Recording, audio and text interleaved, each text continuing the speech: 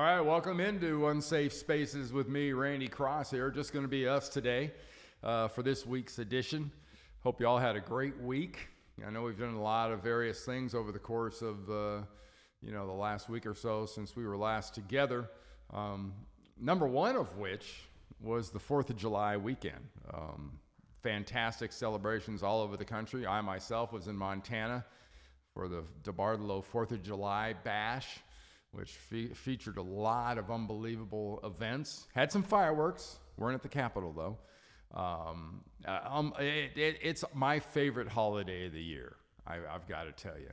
And I got a chance to see Don Henley, the drummer and singer from the Eagles, perform on 4th of July evening, along with Low Cash, some buddies of ours that were there performing. So that was a huge event for us. Other things going on this week or during this past week, Donald Trump and company made their big trip to the G20, stopping off in Poland first, making a pretty historic speech. Wasn't received by all as being historic. Some perceived it as being dark in other terms. But in its breadth and width and the things that he visited on during the speech, it was pretty remarkable for an American politician to do a lot of those things. Now, also, this is summertime. It's official. It's 4th of July. And you know what really happens in summertime? Baseball. Baseball been very, very good to me, is the old Saturday Night Live line. Well, baseball, these are kind of the dog days. It's not quite the All-Star game. It's well into the season now, and it just seems like rain delays, doubleheaders, game after game after game. It tends to turn a little bit into water torture after a while. But there's plenty of great stories to keep track of in baseball, and baseball's having, I wouldn't say a resurgence, but they're doing a very nice job. Also in the last week, Manny Pacquiao Horn, the fight. Whoever saw that, if you were among those that saw it, an awful lot of people thought Pacquiao clearly won the fight. You look at some of the highlights, it sure seemed that way. I haven't seen the full fight yet, but the way it was scored on the scorecards was a little brain-defying. But that's boxing, and that just sort of gets everybody's appetite whetted for the Mayweather-Conor McGregor fight coming up, which I don't see it as much of a fight. I agree with my guy Brian Stan that, the guy that can't be hit is going to be awful tough to deal with if the guy that usually fights and uses his whole body can't use his whole body. So that's going to be kind of fun to see. But that Pacquiao Horn was everything that's bad usually about boxing. Also, you had something going on this last week that to me was driving me nuts. And it's not even the fact that Tim Hardaway Jr. recently signed a contract for a 4-year deal for like $78 million. Really? Tim Hardaway Jr. signed an offer sheet for that kind of money? How about Gordon Hayward from the Utah Jazz deciding to go to Boston?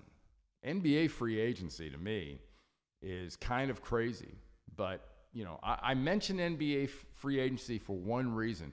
Did you notice or did you see the reactions from a lot of NFL players? And when they look at those contracts, and keep track of that, because the NFL agreement between the league and the players is going to be reviewable in a few years.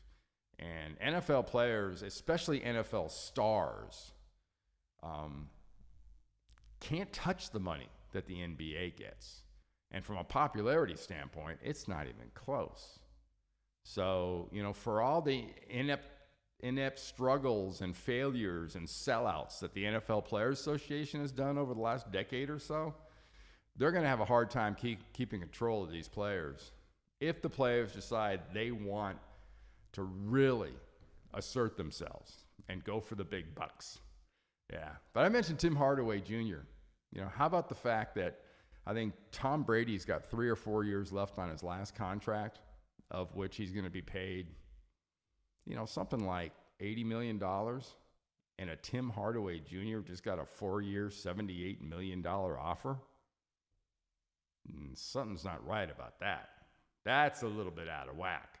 But, that's how things work, I guess. You take the advantage while you got it. And right now, the NFL owners, they've got the advantage, as do the NBA players.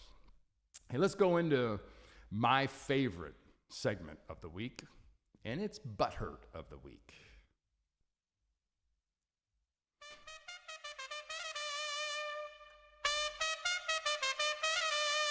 Oh, yes. Our guy, the Matador, always seems to get it in the end. Baseball's got a tradition. For those of you that don't know about this, you'll be surprised. And for those of you that are regular baseball fans, you'll look at it and go, come on, that can't be real. But, in stadiums, they hang up Ks. Ks, for those of you that don't know, are strikeouts. So as the game goes along, there's always a K thing going on one of the levels of the stadium. So you can look up there and you can see, 1, 2, 3, gosh, he's got 8 Ks so far. Well, early in the game at Atlanta's new SunTrust Park, they were doing that when they were playing the Mets. And up on the wall in the stadium, there were 3 Ks up. It was for strikeouts. Well, there was a woman watching that couldn't believe what she was seeing. So she screenshot it and made a whole series of comments.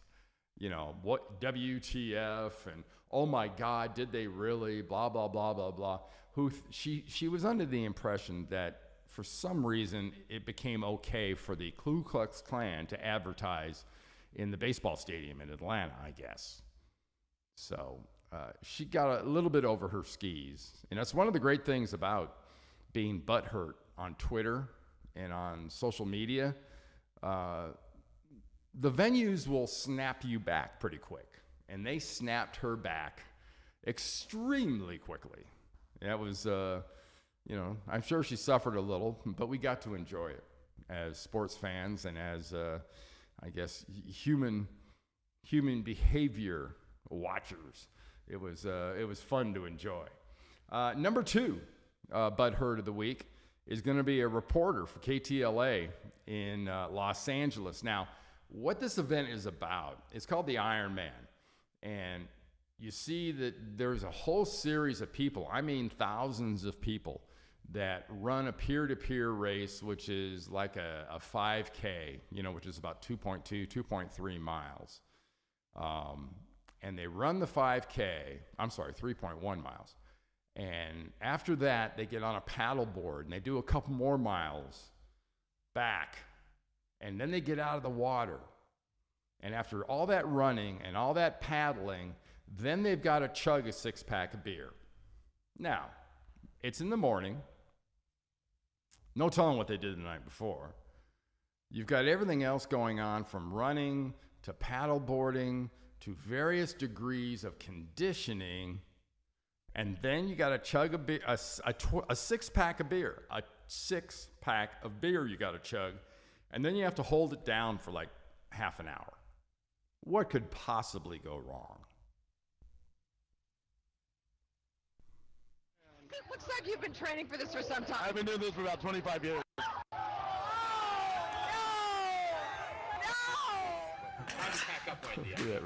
It's a locker room celebration, ladies and gentlemen. Time to bring her out. Okay. I guess we saw everything in that live shot. Twice. Yes, we you saw did. it twice. We're not going Twice. They did it twice. No, that's and some of you may not enjoy that. I just find that just wicked fun to watch people react to things like that. Who could have ever expected it? In fact, earlier in this interview, as we're setting things up, somebody that this woman had just interviewed decided to blow chunks over to the side there. And then she gets decorated during her next interview. That'll make you a little bit butthurt. Here's our next butthurt of the week, and I think it's something that I guess I'm an adult, and I think most people will probably figure this out all by themselves. But in case you were curious, and I was going through, I subscribe to Astronomy Magazine, so there's a whole section this week or this month about the coming eclipse, full solar eclipse. That'll be on August 21st. In fact, here in the Atlanta area, we're going to be at about 90%, not too far from here north, around Chattanooga, Nashville, Memphis, that kind of area. It'll be 100%. Well, it's time for an eclipse when they have to print stuff in the newspaper about how to safely watch the eclipse. And I'm not talking about, what they're basically saying is don't stare at the sun. And no matter if it's an eclipse or it's not an eclipse, staring at the sun is never a good idea. But needless to say, there's a lot of people out there that need to be reminded that you cannot enjoy the solar eclipse without proper shades or lenses involved. But mark that down in your calendar. August 21st, total solar eclipse in some areas. So go to your local newspaper or website, or heck, go to astronomymagazine.com, and they've got the whole glide path of where it's going to hit in the continental United States, and it's pretty extensive from west to east coast. Next up is a 4th of July tradition on Coney Island in New York, and that is the hot dog eating contest. And nobody eats a hot dog like Joey Chestnut. I mean, that dude almost seems like he swallows them whole. In fact, we might have just caught him in the act of swallowing one whole, as they say. But 4th of July has become quite a tradition for Joey Chestnut, because as we learn, and this goes in the too much information area, and maybe the result of his winning leaves him a little butthurt, is through the course of the 4th of July celebrations, in which he ate 72 hot dogs, Joey Chestnut gained, on average, these 10 years he's done it, is he gains 25 pounds. That's 17 pounds of hot dogs and buns, and that's another 7 to 8 pounds of water, because he does soak them in water and drinks water when he's doing it. So that's something you're setting up your body for a heck of a purge. If suddenly your body's going to have to get rid of 25 pounds of something in the next day or so. So think about that. Joey Chestnut, I'm sure right about now, he's got his trophy, he's got his belt, he's got his prize money. But I got to bet right now Joey Chestnut, after getting rid of 25 pounds, is just a freckle butthurt. Kind of like the Matador. Okay, next up on Butthurt of the Week. And this is something that's necessary. It's in boxing, it's in wrestling, it's in MMA, in this case the UFC. Every fighter needs a nickname. Now, nicknames can be mean, nicknames can be funny, nicknames can be intimidating, but this nickname may not be what exactly you're looking for. If somebody's calling you butt wipe or dude wipes, in the case maybe. We had a pair of MMA fighters in the UFC, Justine Kish and Felice Herrig, were fighting. And Felice Herrig had a rear choke on Justine Kish. And during the course of being choked out, Justine Kish kind of lost control. And as you can see from that overhead shot, the ring suffered the worst of it. Now, probably happens fairly often.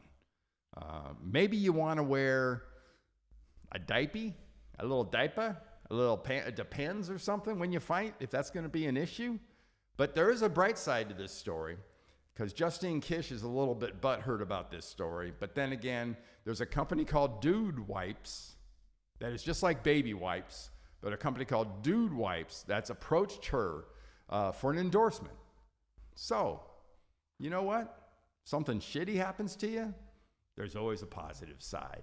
No reason to be butthurt.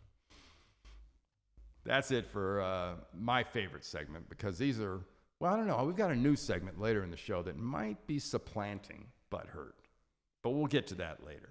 Time now for a little real world news.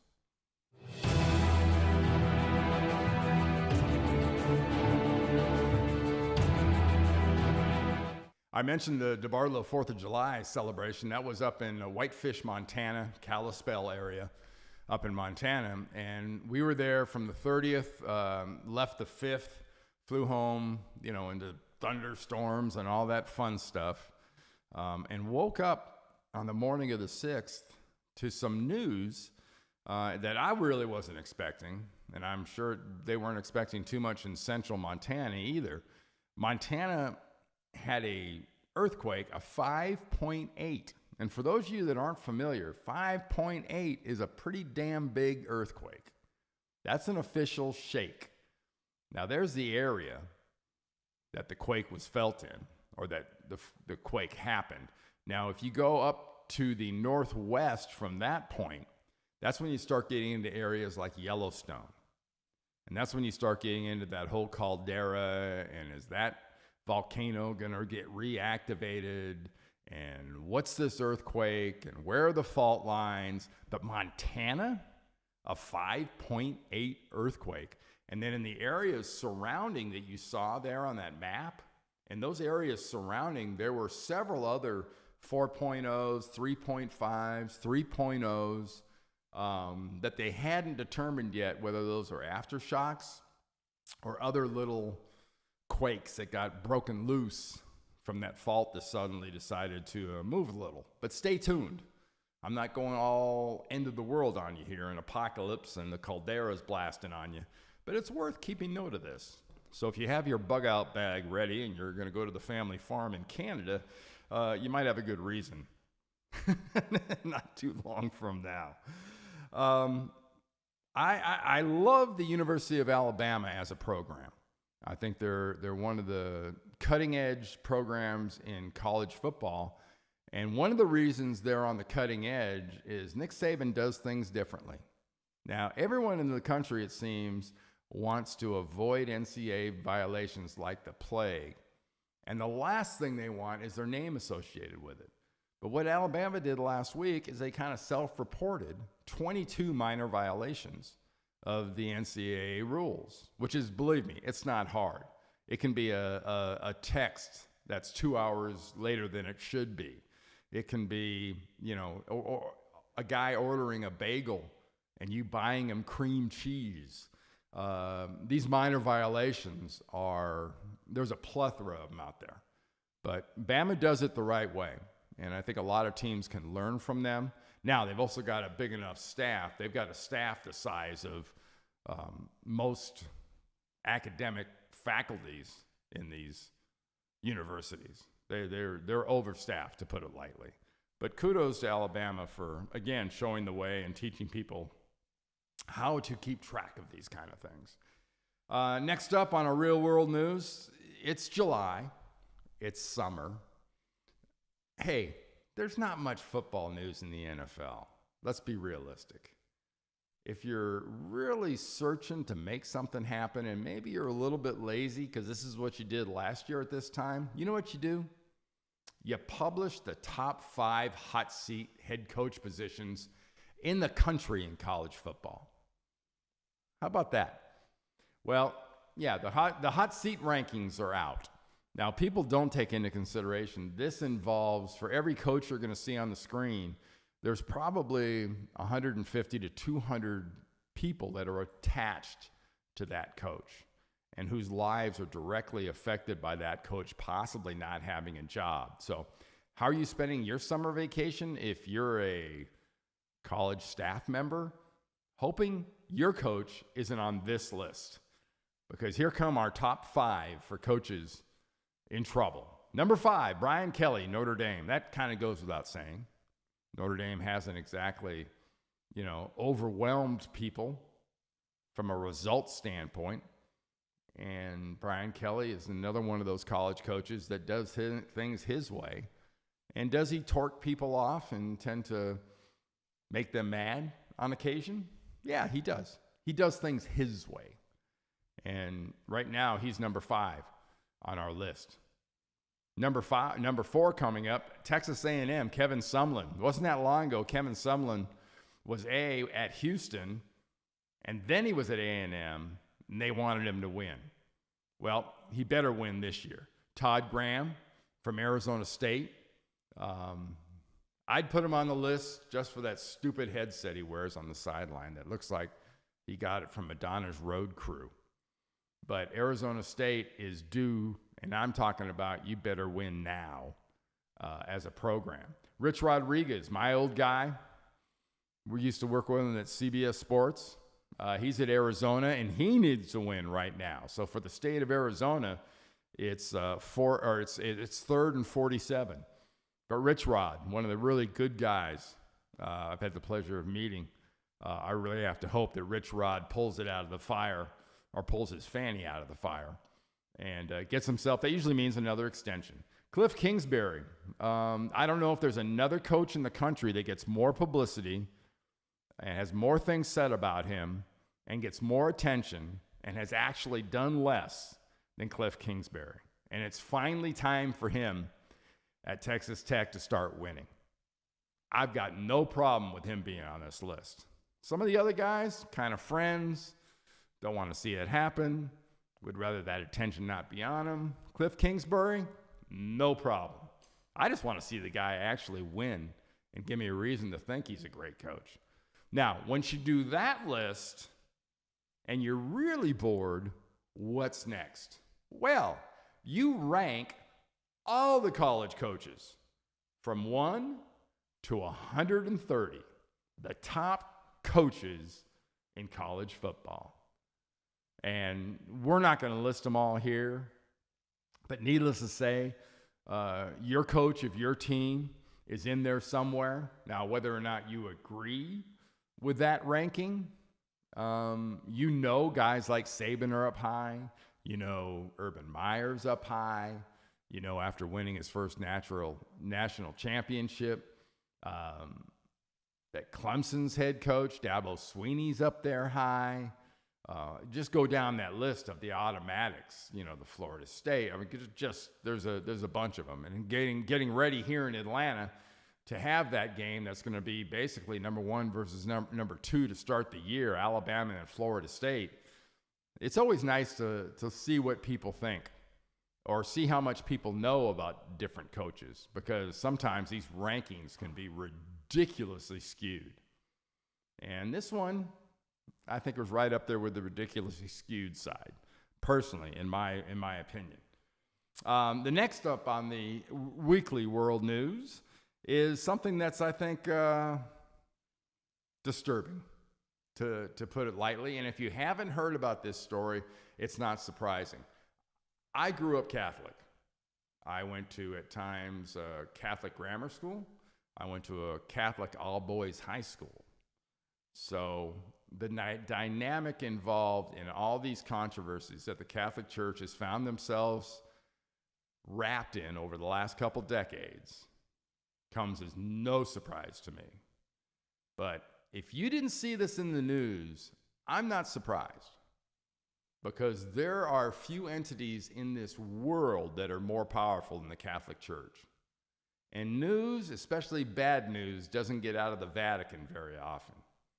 But here's a story for you of something that happened in the Vatican that is worth at least mentioning. And you may not even hear it a lot more places other than right here and right now. But just the other day, there was a police raid breaking up a gay sex orgy at the Vatican with a top advisor to the Pope involved. Now, I'm not making light of anything. That's the news. I'm just telling you what the news is. And is it really surprising you don't hear anything?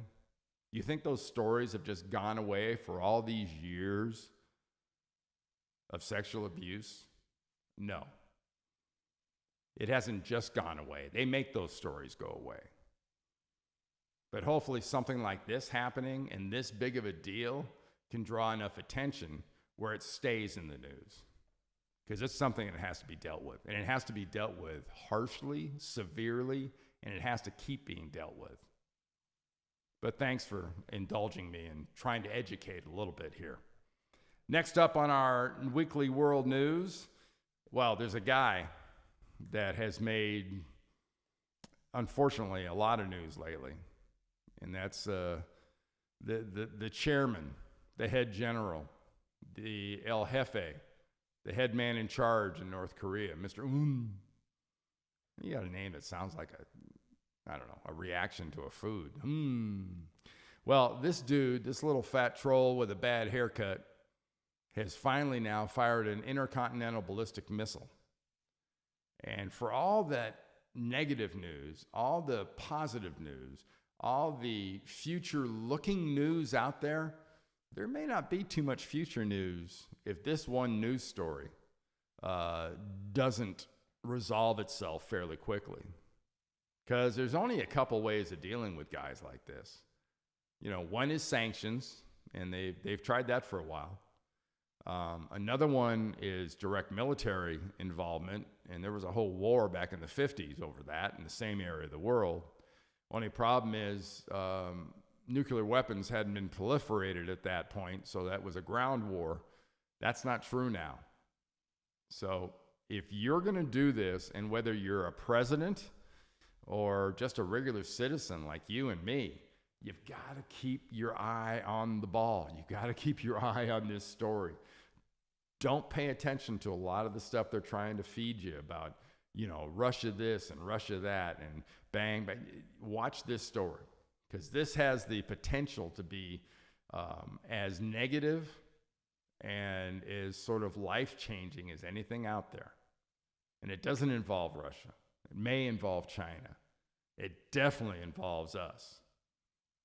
And this is something that it's worth keeping an eye on. Now, for me, I'm like a lot of you out there. You know what I think? Well, I can't really tell you what I think, but I'll go to an unsafe space in that, we have special ops guys, and we have them in various places all over the world. I wouldn't want to be this guy's food taster. I wouldn't want to be this guy's tourist guide out there. This chairman, this president, this head man in charge for a lifetime, because my dad and my grandfather were, is part of the core issue. And it's going to also have to be part of the core solution, whether he wants to be or not. Let's put it that way. All right. I talked about my favorite segment of the show, or this little podcast. This is my new favorite segment, the tinfoil hat story. Now, we all know these stories. We come across them. And for all the stuff in the news of late where our president likes to call stuff fake news, and the fake news people scream and yell and they won't be called fake news. And these are stories that are so out there, they either don't get covered or they get labeled just tinfoil hat stories. Here's my first of the week favorite tinfoil hat story that, again, might have just gone completely under your radar. We've got an ambassador coming to New York City, actually Garden City, New York, to be more specific. And this ambassador's name is Tamarinda Maasen. And she is the ambassador of the Inner Earth Kingdom of Agartha. Now, you might not know where Agartha is. Now, if you go straight down from where you currently are into the inner earth, that's where Agartha is. And it's a whole kingdom. It's a whole world. It's like a mirror of our world, according to these people. And their ambassador is going to be in New York City doing a public appearance. Now, they don't have a sun per se. They have got a glowing orb up in the earth. And here's a shot of Tamarinda Maasen, the ambassador from Agartha, the Inner Earth Kingdom. And if you don't think this is a tinfoil hat story, you might need a tinfoil hat. Because to me, this is just straight up, you got to be kidding me material. Our second tinfoil hat story is something I came across on YouTube, and I love these. And if you don't ever do it, you can actually put in the search process in YouTube tinfoil hat stories, and they'll list some of these. But this is a story of researchers and an expedition in Peru trying to find the land of the giants. And I'm not talking about that 1960s TV show that was on.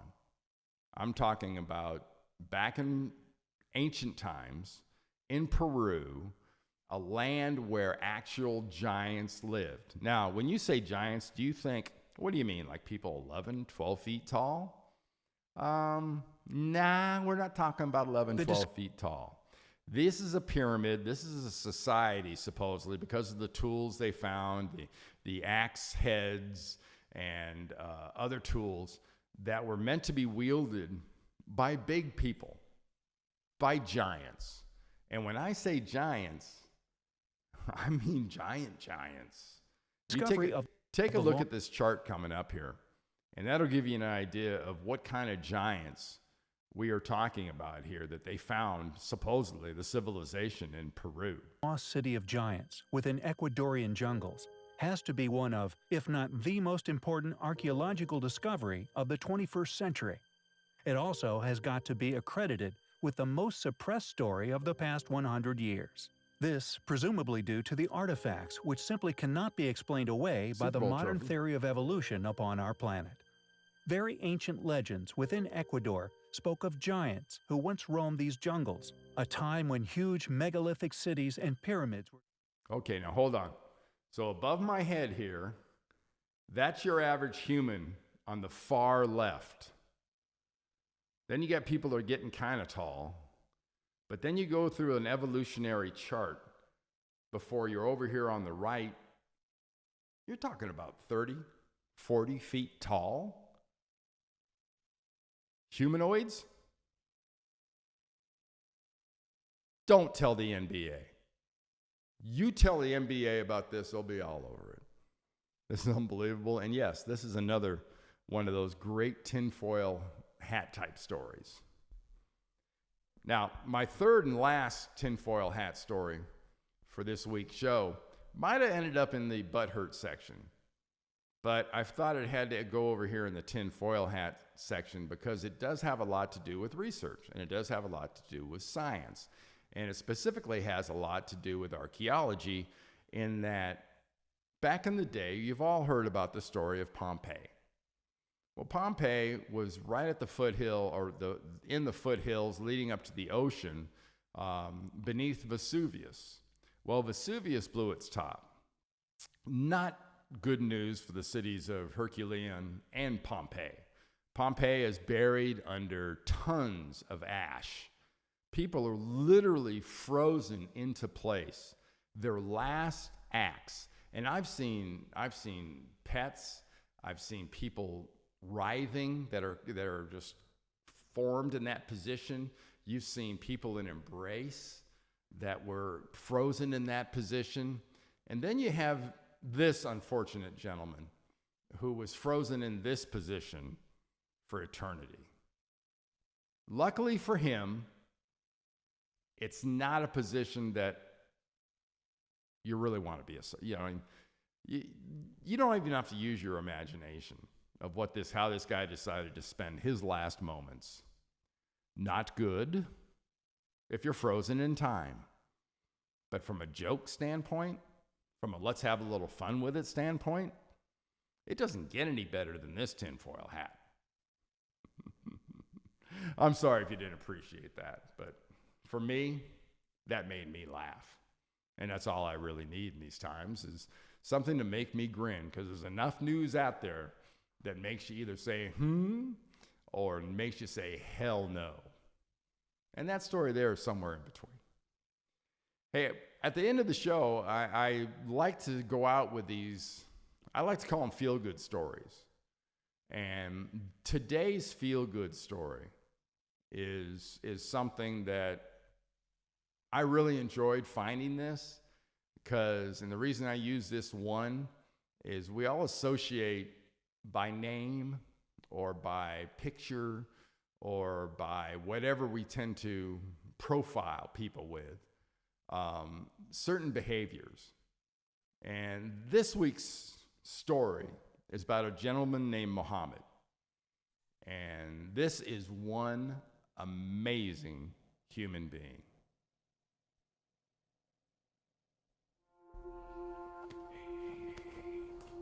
Those many kids, nobody want to take them, because especially the one who gonna die, nobody wants to deal with death, you know. So these kids, if we don't take them, they're gonna stay in the hospital or in facility. There is no bond. There's nobody holding them, nobody talk to them. I always talk with my kids. Doesn't matter if blind or deaf, I always talk to them, because I believe they are a human being, they have soul, they have feeling. And for the girl I have now, I mean, the only communication by touching her and holding her, the only knows that somebody with her. In December 20, I was diagnosed with colon cancer, and I have to go to the hospital to operate on me one day before my birthday. I was so scared. I am 62 years old. I was so petrified because I have nobody to go with me. I have to face the doctors. I have to go to the operation by myself, and they say, "Where is your family?" I have no family. Where is your wife? My wife passed away. Where is your son? Is my son handicapped? I was so scared. I felt what the kids felt. They are alone by themselves. It makes me do more for these kids because I was in their shoes. I mean, you imagine a little kid born with terminal illness, and he's taken away from his mom and dad for maybe drug abuse or neglect. They're traumatized. They're scared. I mean, it take you from everybody that you know to put you somewhere else. Top of that, you are sick and you have terminal illness. I believe each kid has rights to have a family, mom and dad, brothers and sisters. And those kids in the system, they have nobody. Seems to be the world has forgotten about them. Nobody speaks for them. So those kids need to somebody to take them to their house, to make them have a family. I have brothers and sisters, somebody who's take care of them, loves them, and tell them, I am here for you. We'll go through this together, and give them security. Because really those kids, foster kids, anytime knock at the door, they think somebody's gonna take them away. They are not secure, and they need security and need permanent home. For them, they can call home. We are a human being. We should help each other.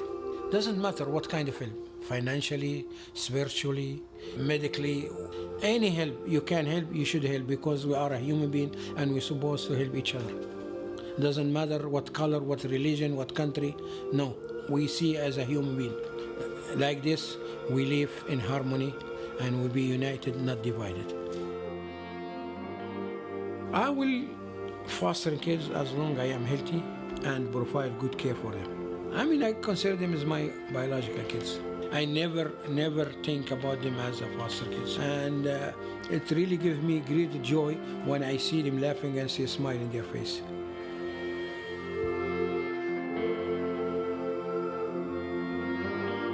You're welcome. How great a story is that?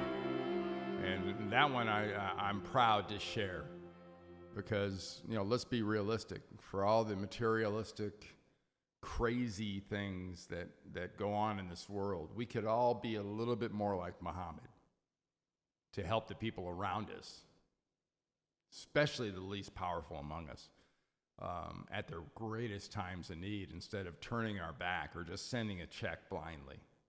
Muhammad does it the right way. If you have any comments, we're going to be available on social media, Twitter, Facebook, SoundCloud, YouTube, coming to iTunes soon.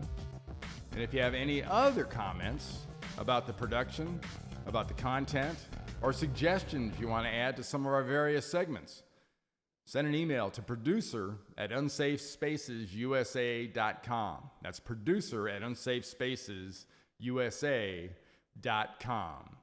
And as we do every week at this time of the show, it's time to say happy trails. Happy trails to you until we meet again. Happy trails.